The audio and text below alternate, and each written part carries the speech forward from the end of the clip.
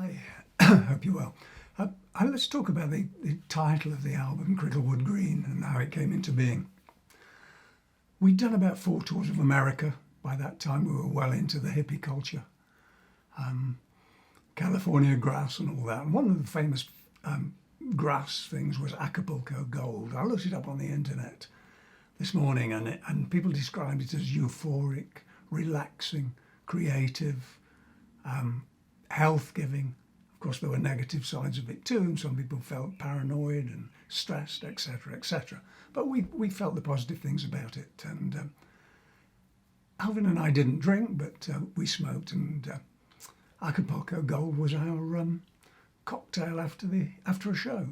It has been described as like a fine wine in a 5-star restaurant. There you go. But anyway, coming back from one of those tours, our tour manager, who will remain nameless in case he's a respectable grandfather and maybe even head of his own church, brought some seeds back with him, which he threw down in his father's garden in Cricklewood. That's an area of London.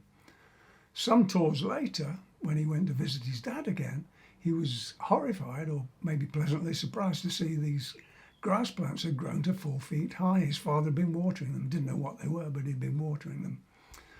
And that's how the title of the album came about. If you look on the album cover, you'll see on the mantelpiece to the left of the statue, there's a black and white photograph of the California grass. California grass, I call it California grass because it came from California, even though it came from Acapulco, Mexico. And that doesn't confuse you, nothing will. But that's it, and that's what started the album. Andy Johns, our engineer from the Shush album, recommended we went into Olympic Studios. Olympic No. 1 Studios is a very popular studio at the time, one of the first 16 tracks in London. His brother, Glyn Johns, was engineer there. Glyn's another famous engineer who you may have heard of. So we booked some time in the studio. 1 day's rehearsal, not unusual, because not only did we not really like rehearsing, but we didn't have the time to rehearse. We, on that particular year, 1970, we did an American tour the year before. We'd done 250 dates and an album. So as you can see, they fit in. You've got to make an album, in fact 2 albums a year, and you've got to tour, and you've got to rehearse, and you've got to record. So the rehearsals went into the recording session, and Alvin came along. Alvin liked to write the lyrics to the songs and the ideas, and we got together in the studio and we jammed them out. I came up with the bass riffs, Chip came up with the keyboard parts, and Rick the drums, and Alvin the vocals and guitar. That's how the songs came together. That's one of the questions I was asked.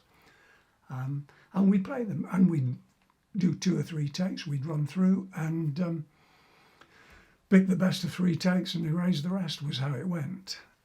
By this time, we'd all got our houses in the country and our rock stars' cars, living the dream, so to speak. So sessions didn't really start that early.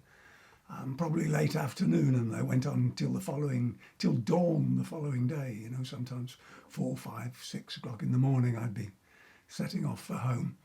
But it was pretty relaxed. There were 2 studios at Olympic, and often in the other studio there'd be a band that we knew that were making the record at the same time. Lots of times the Who seemed to be on the same recording schedule, and I often recall, going into a Who session or somebody from the Who coming into ours. I still remember Keith Moon with his headphones tied onto his head doing some drum fills. Always struck me as funny. But Keith was funny. I mean, he came into one of our sessions in full hunting regalia with his bottle of brandy. So in the middle of a take, this is saying, "Have a drink, dear boy." It's all pretty relaxed. Pete Townsend one time came in and excuse me, it's this pollen thing.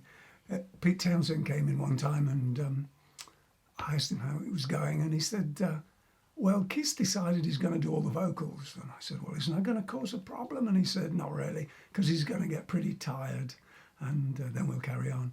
And that was how it was. There's a bit of a social club going on there.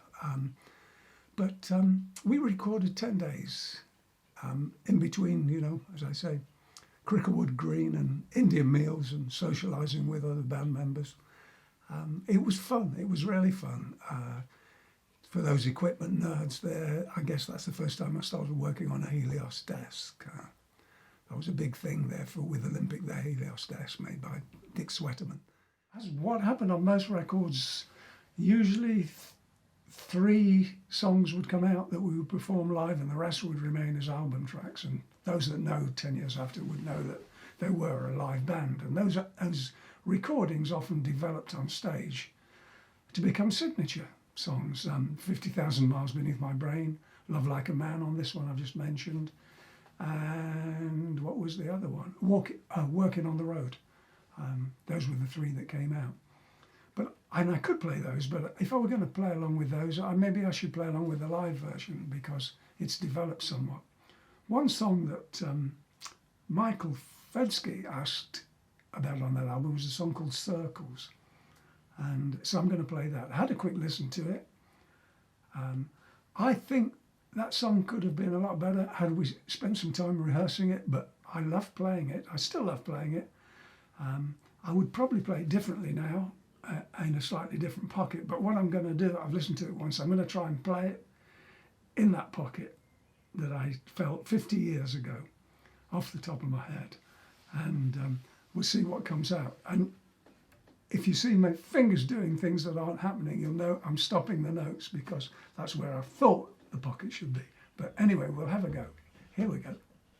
If I can get it going.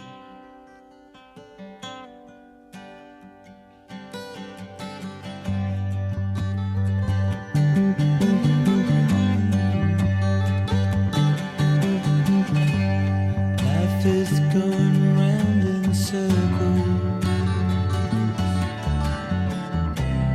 Wonder will it ever end? If I die, babe, will you miss me?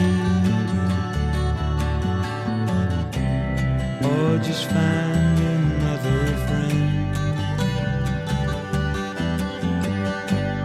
Does it matter what I do? Live life right or bear a grudge? Does it matter what I do? Is there anyone to judge?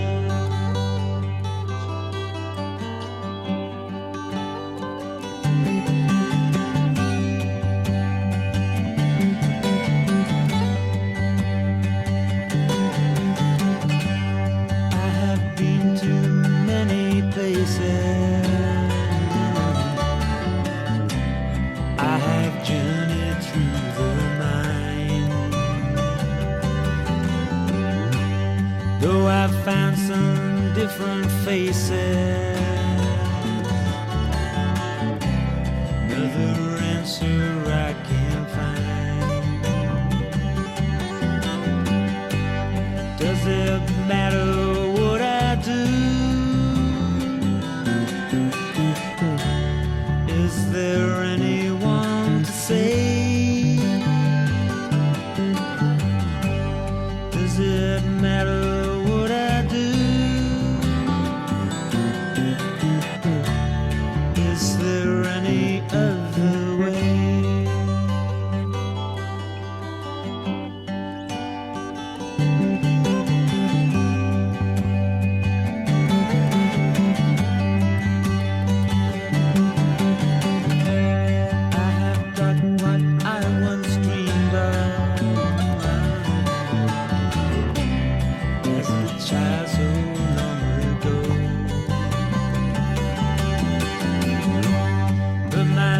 Just goes in circles.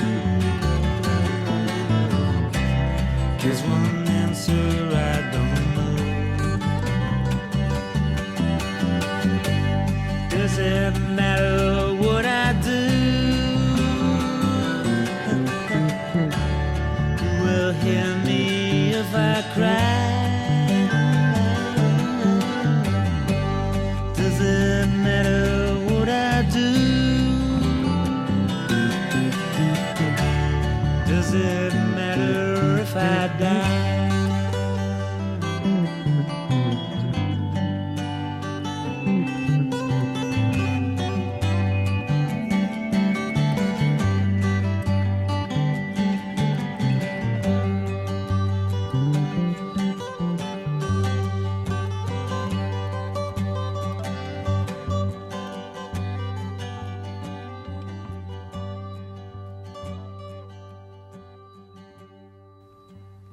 Well, there we go. That was it. Few goofs in places. You know, one thing doing a song 50 years ago with the aid of California grass or Cricklewood green grass, and one thing doing it on a dry, sober day 50 years later, where I'd have probably done it in a different pocket. But there we are. Have a good day. Have a good weekend. Stay safe. Speak to you soon. Bye.